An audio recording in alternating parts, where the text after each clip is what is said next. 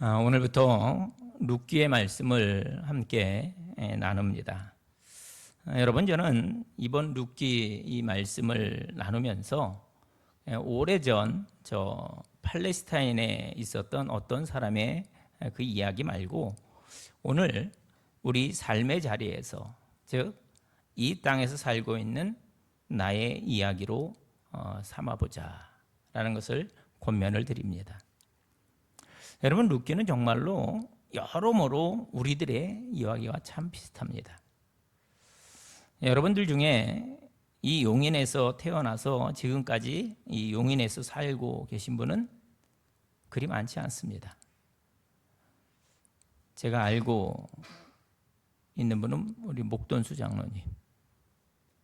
다른 분 누가 또 계신가요? 용인에서 태어나고 고다혜 권사님도, 고혜성 성도님도 그러시겠죠. 네. 몇 분 안 계셔요. 근데 그분들이 누구냐? 그 외 분들은 저를 포함해서 다 이주자들이라는 거예요. 그래서 여러분의 삶을 가지고 이 룻기 이야기 안으로 이제 들어와 보시라는 그런 제안을 드리는 것입니다. 룻기는 모든 것이 참 혼란스러웠던 그 사사 시대를 배경으로 하고 있습니다. 정확히 오늘 우리들이 살고 있는 세상 형편과 비슷하다라고 말할 수 있습니다. 여러분, 우리의 삶이 또 국제 정세가 얼마나 복잡합니까? 여러분, 단 하루도 이렇게 바람잘 날 없는 그런 정말 혼란스러운 그런 이 시기에 우리가 살아가고 있습니다. 그런데 그런 복잡한 형국에 더해서 흉년이라는 이 경제적인 위기까지 닥친 거예요. 정말 정신이 없는 거죠. 이 룻기에 나오는 그러한 일들이 바로 우리들 이야기인 것입니다. 우리들의 일터, 우리들의 관계, 우리들의 가정, 우리들의 사업, 우리들의 건강 등등. 여러분, 정말 바람잘 날 없지 않습니까? 맞습니다. 여러분, 이 고난이라는 놈은 예고도 없이 우리 삶에 찾아와서 우리 삶의 한가운데를 턱하니 자리를 잡고 있어요. 그래서 얼마나 힘든지 모릅니다. 도대체 뭘 어디서부터 어떻게 해야 할지 감이 잡히질 않아요. 바로 그것이 이 룻기가 성경 한가운데 당당히 한 자리를 차지하고 있는 정확한 이유인 것입니다. 그렇게 살아가고 있는 우리들에게 하나님은 이 룻기를 통해서 뭔가 하실 말씀이 있으신 거죠. 그게 뭐냐? 그것은 그런 엄청난 고난과 그리고 가정적인 비극 속에서 우리 하나님이 어떻게 그들에게 여전한 은혜와 사랑을 베풀어 가시는지, 그리고 더 중요하죠. 그래서 그 안에 등장하고 있는 그 인물들 가운데 그들이 어떻게 그 어려움을 통과하고 있는지, 어떻게 하나님의 그 놀라운 구원의 이야기를 이루고 있는지를 들려주고 싶었던 것입니다. 그리고 그게 바로 하나님의 헤세드 이야기, 즉 그분의 사랑과 은혜의 이야기이고, 또 그것을 붙들고 사는 삶이 지혜로운 그러한 자임을 우리에게 가르쳐주고 있습니다. 한번 따라해 보십시오. 하나님의 헤세드를 붙들고 사는 삶. 네, 하나님의 헤세드를 붙들고 사는 삶. 여러분, 룻기의 전체 줄거리는 그렇게 길지 않습니다. 지난주에 말씀드렸죠. 4장으로 되어 있다고. 그래서 한번 꼭 읽어와 보시라고 말씀을 드렸어요. 떡집이라고 하는 뜻을 가진 베들레헴, 거기 살고 있던 한 가정이 흉년이라는 위기를 만나서, 아니 그 위기를 피해서 옆에 모압 땅으로 이주하게 되었는데, 이게 웬걸요? 거기서 더 큰 어려움에 봉착하게 되었다는 겁니다. 쉽게 말해서 쫄딱 망한 거예요. 그래서 고대 세계에서는요, 절대로 재기의 그 기회를 가질 수 없는 그런 상황이 된 거죠. 구체적으로 그 집의 모든 남자들이 세상을 먼저 떠나게 되는 그런 비극의 한가운데 처하게 됩니다. 이제부터 그들은 그들을 지켜주고 또 그들의 보호자, 울타리가 되어줄 남자가 한 명도 없어요. 뭐 그렇다고 남겨놓은 재산이 있는 것도 아닙니다. 또 그래도 그 상황을 참고 그냥 잘 견뎌 살면 혹시나 나중에 그들에게 어떤 희망이 될지도 모를 자식도 하나도 없었습니다. 그러니까 그 시대의 상황으로 볼 때 누가 봐도 회복이 불가능한 그러한 상황에 처해 있었다라는 겁니다. 고대 세계에서 아무런 보호와 방패막이 없는 형편에 3명의 이 과부들만이 덩그러니 남겨져 있습니다. 비극이고 희망 없음입니다. 그러나 룻기를 통해서 우리가 알게 되는 것이 하나 있죠. 아니, 실은 그게 우리 하나님의 정확한 의도인데 그때 바로 그런 형편에 우리가 믿고 섬기는 하나님, 그분이 어떤 분인지를 보라는 것입니다. 결론부터 말씀드리면 우리 하나님은 심지어 그런 형편, 그런 엄청난 비극과 절망에 처한 그런 가정에게도 먼저 오셔서 큰 은혜와 또 축복을 베풀어 주시는 좋으신 하나님이시라는 사실입니다. 그걸 보면서 우리는 신실하신 하나님, 사랑과 은혜가 풍성하신 그 헤세드의 하나님을 배우게 되는 것입니다. 한마디로 줄여서 룻기는 하나님 그분 은혜의 이야기이다. 그래서 우리는 이 룻기를 통해서 끝없는 어려움과 절망, 또 전혀 가능성이 없어 보이는 그런 상황에서도 신실하신 하나님을 믿고 나아가는 그 사람들의 삶에는 결국 하나님이 진정한 대안과 또 소망이 되어 주신다는 이 사실을 알게 되어집니다. 보세요. 룻기에는 우리의 눈에 띄는 어떤 유명한 인물이 한 명도 등장하지 않습니다. 훌륭한 왕도 나오지 않아요. 또 기적을 행하는 사사 이야기도 없습니다. 강력히 하나님의 말씀을 외치는 선지자도 나오지 않습니다. 아니, 하나님 자체가 룻기에 등장하지 않아요. 대신에 그곳에는 우리와 너무나 비슷한 형편의 나오미, 룻이라는 과부, 그리고 보아스라는 농부가 등장을 합니다.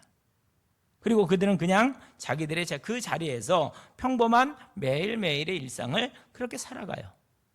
그런데 나중에 보니까 그게 하나님의 은혜가 함께하며 흘러가는 통로가 되더라는 것입니다. 우리가요, 그녀의 이야기를 쭉 따라가다 보면 그녀의 인생이 당당히 하나님 구원 역사의 한 부분을 구성하고 나중에는 다윗, 메시아, 결국 예수 그리스도까지 이어지는 놀라운 계보를 이루는 것을 보게 됩니다.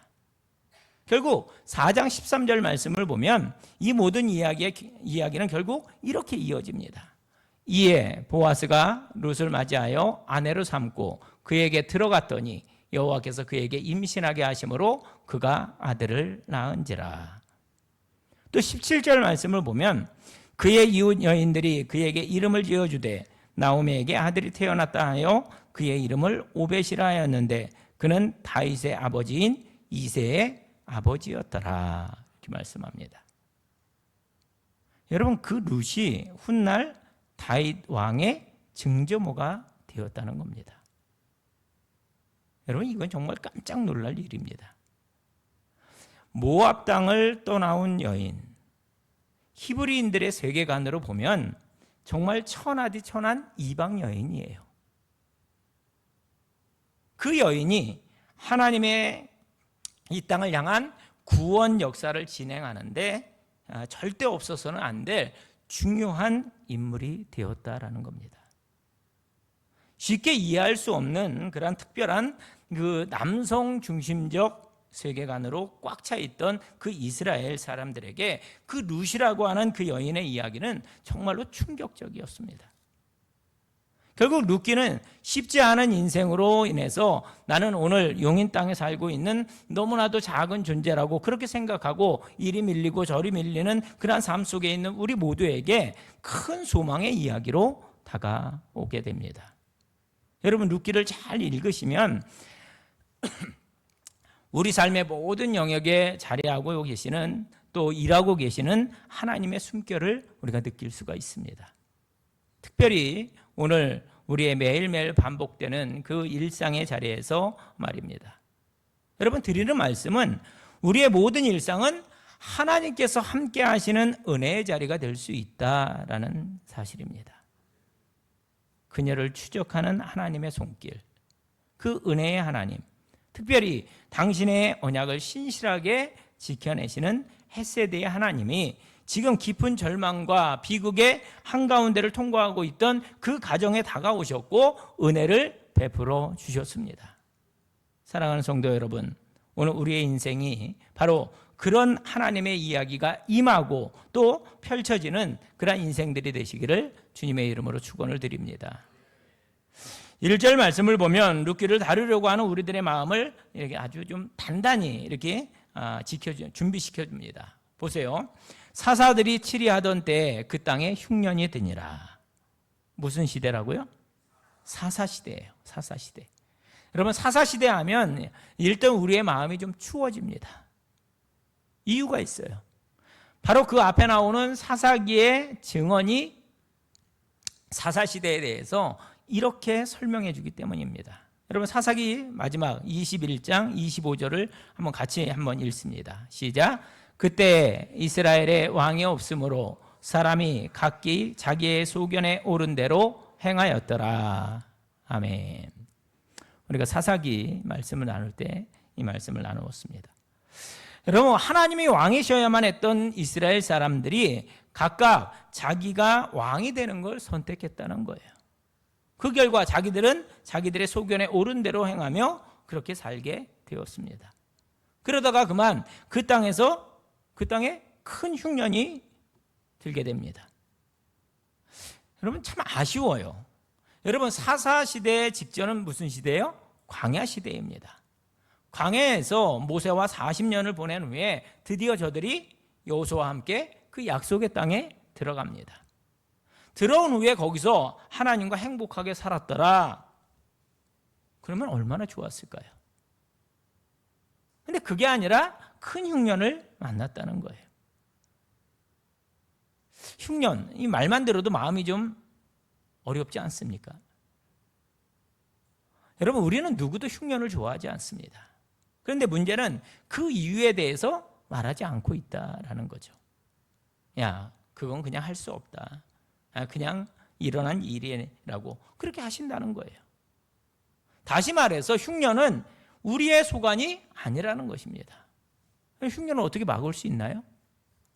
물론 우리 하나님은 풍성하신 하나님 엘 샤다이이시지만 우리들의 인생에는 종종 그분의 섭리 가운데 흉년이 오기도 합니다.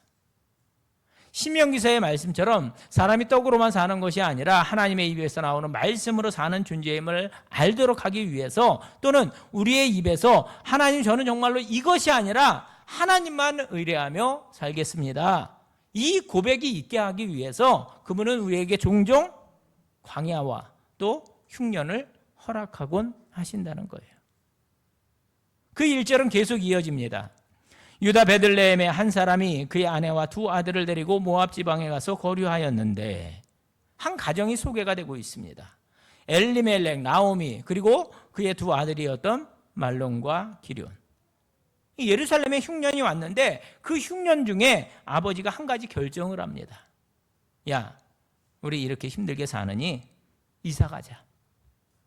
아무래도 먹고 살기 힘든 여기보다는 좀 낫지 않겠냐. 여러분, 그 시대가 가부장적인 그런 시대였습니다. 그 가부장적인 사회에서 아버지가 이사 가자고 한 거고, 아내 나오미가 그 뒤를 따른 거고, 어린 말론과 기럧, 엄마 아빠 손을 잡고 같이 간 거예요. 다른 지방으로 이주한 것입니다. 여러분도 이 용인 땅에 처음 오셨을 때 어떠셨습니까? 용인 땅에 처음 오셨을 때 고생하셨나요? 오자마자 번듯한 아파트 들어가서 그렇게 사셨어요? 우리 교인들 보니까 아파트 사는 분이 별로 많지 않아요. 그럼 말해 뭐 하겠어요? 오늘 이 설교 제목처럼 결코 쉽지 않은 이주자의 길인 거죠. 엘리멜렉 가족이 그 모압 땅으로 이주를 했어요. 처음에는 뭐 괜찮았겠죠. 근데 별 어렵다라는 그런 이야기가 안 나오거든요. 근데 문제는 어느 날 갑자기 먹구름이 몰려옵니다. 3절을 보면 나오미의 남편 엘리멜렉이 죽고 나오미와 그의 두 아들이 남았으며, 이렇게 돼 있어요. 여러분 한번 상상을 해보세요. 갑자기 남편이 세상을 떠났습니다. 그러니 그 타향에서 혼자가 된 나오미가 얼마나 당황스러웠겠어요. 그런데 어머니는 강하죠.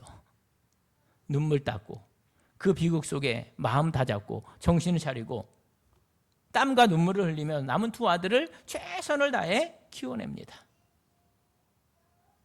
근데 그게 끝이 아니었어요.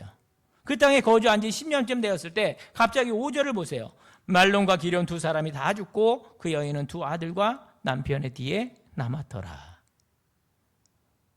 여러분 이야기가 이렇게 전개가 됩니다. 여러분 참 기가 막힌 일 아니에요? 이민을 갔는데 어떻게 됐어요? 얼마 후에 남편이 죽고 이를 악물고 살아서 겨우겨우 살만해지나 했는데 두 아들이 또 죽습니다. 이제는 덩그러니 여인 셋만 남게 된 거예요. 정말 최악인 거죠. 인생의 흉년도 이런 흉년이 없는 겁니다. 냉정하게 성경은 더 이상 그 이유를 설명하지 않습니다. 도대체 뭐가 문제지? 뭐 때문에 이렇게 잘 안 되었지? 여러분 그런 이야기가 나오질 않습니다. 성경은 그저 담담하게 그 다음 이야기를 이어갈 뿐입니다. 그러면서 그 룻기로 우리를 초대하고 있습니다. 그리로 가보겠습니다. 우선 그들은 베들레헴에 살았어요. 그거 뭐 잘못된 게 아니죠. 흉년이 들었대요. 뭐 그것도 그럴 수 있다고 싶어요. 문제는 그 다음에 아버지 엘리멜렉 그의 선택입니다. 야, 먹고 살기 힘든데 우리 이민 가자. 말씀드렸죠. 그건 가부장적인 아버지의 결정이었습니다. 온 가족의 인생이 그 아버지의 충동적이고 원칙 없는 결정 때문에 이렇게도 변하고 저렇게도 변할 수가 있는 거예요. 저는 룻기의 저자가 맨 처음에 사사들이 치리하던 때라고 이야기를 꺼낸 데에는 그럴 만한 이유가 있다고 봅니다. 뭔가를 암시하는 거죠. 그때가 어떤 때예요? 사람들이 각자 자기의 소견에 옳은 대로 행하던 때였습니다. 그런 때의 추론이죠, 추론. 엘리멜렉 그 아버지가 그냥 깊은 고민 없이 간절한 기도도 한번 해보지 않고 자기 소견대로 이주를 결정하는 거예요. 근데 문제는 오늘날도 그런 식으로 뭔가를 선택하는 엘리멜렉들이 여전히 많이 있다는 겁니다. 여러분 보세요.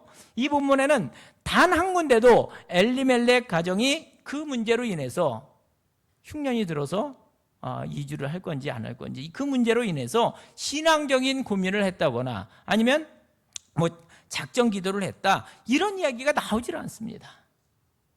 그냥 아버지가 딱 결정하고 간 거예요. 뭘 위해서? 단 한 가지만 고려한 거죠. 뭐예요? 경제적인 고려입니다. 근데 그게 모든 문제의 시작점이죠. 여러분 우리의 이야기를 한번 해보시죠. 여러분은 무언가를 결정할 때 뭘 가장 중요하게 고려하십니까? 진지하게 기도하고 또 하나님의 뜻을 묻고 또 공동체를 고려하면서 그 일을 결정하십니까? 아니면 많은 사람들이 이 엘리멜렉처럼 하듯이 자기 소견에 옳은 대로 그냥 확 하고 그렇게 결정해 버리십니까? 오늘 성경은 그 엘리멜렉 가정에 특별히 그들 그 이주의 길에 적어도 하나님의 뜻을 진지하게 물었다는 암시가 전혀 없었음을 보여주고 있습니다. 거기에 문제의 첫 단추가 있었던 것이죠. 여러분 오늘 우리들의 인생은 매일매일의 선택의 이야기들로 이루어져 있습니다. 여러분 그때 여러분 고난합니다. 여러분 직장을 구하실 때 혹은 이사를 고려하실 때 심지어 교회를 선택하실 때 절대로 그냥 한번 해보자 이러시면 안 된다는 겁니다. 대신 여러분 그 모든 결정에 반드시 하나님의 자리가 진지하게 있게 되시기를 주님의 이름으로 권합니다.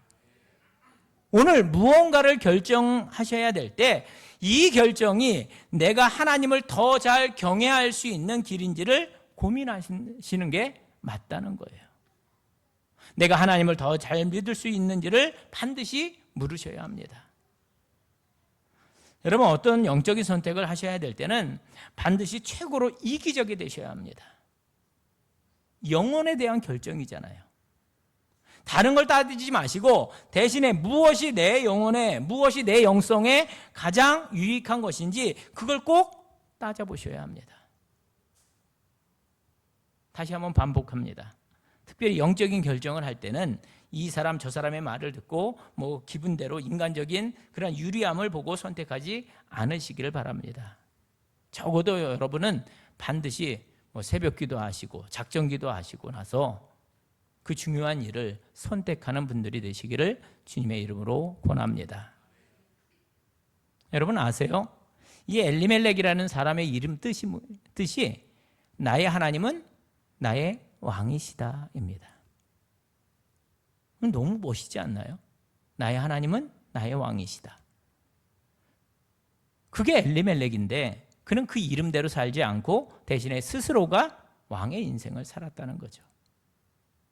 그 결과 그는 결국 성공과 또 안정과 번영을 위해 갔던 그 모압 땅에서 죽게 되고 얼마 후에 두 아들도 다 죽게 되고 그 가문 전체가 위기에 빠지게 됩니다. 여인들 셋만 남았어요. 모든 게 다 누군가의 소견대로 행했기 때문이죠. 물론 엘리멜렉이 그 땅에 평생 살 생각으로 그렇게 떠나지는 않았을 겁니다. 오늘 본문에 보면 그가 모압 지방에 거류하게 되었다라고 이렇게 되어 있습니다. 잠깐 살기 위해 간 거죠. 그 어려움을 피하기 위해서. 그러나 여러분 인생이 꼭 그렇게 됩니까? 내가 계획한 대로 다 됩니까? 여러분 중에 용인 땅에 처음 오실 때 내가 평생 여기서 살겠다 뭐 작정하고 오셨나요? 저도 여기서 평생 살겠다고 작정하고 오진 않았습니다. 근데 자, 여러분 인생 만사가 그렇잖아요. 내 생각대로 되어지지 않습니다. 내 뜻대로 다 되어지는 게 아니에요. 드리는 말씀이 이거죠. 그러므로 인생사 내 마음대로 되지 않으니 그냥 하고 싶은 대로 마음대로 사십시오. 이 말씀을 드리는 것이 아니라 반대죠. 그러므로 이 짧은 인생, 그 쉽지 않은 그 이주자의 길을 각자 소견대로 살지 마시고 오히려 주의 뜻이 무엇인지를 고민하며 살아가라는 그런 것이 이제 결론 말씀입니다. 따라해 주세요. 자기 소견대로가 아니라 주의 뜻을 고민하며 살아갑시다. 꼭 그렇게 살아가시길 바랍니다.